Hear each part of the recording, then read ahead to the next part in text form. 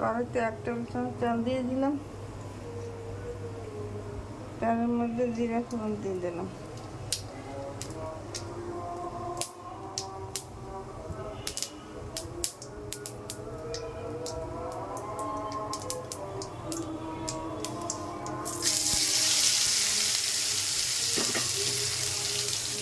দিয়ে দিলাম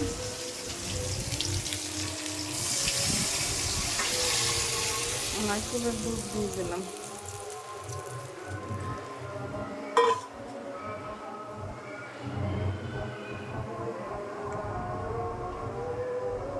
এদের মধ্যে 1 চামচ হলুদ, আধা চামচ হলুদের গুঁড়ি,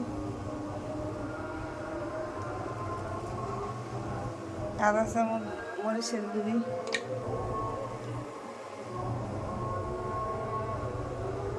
আধা চামচ জিরার গুঁড়ি,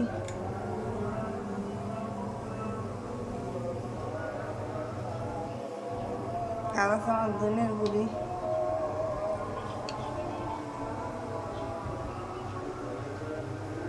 গোলমরিচের গুঁড়ি,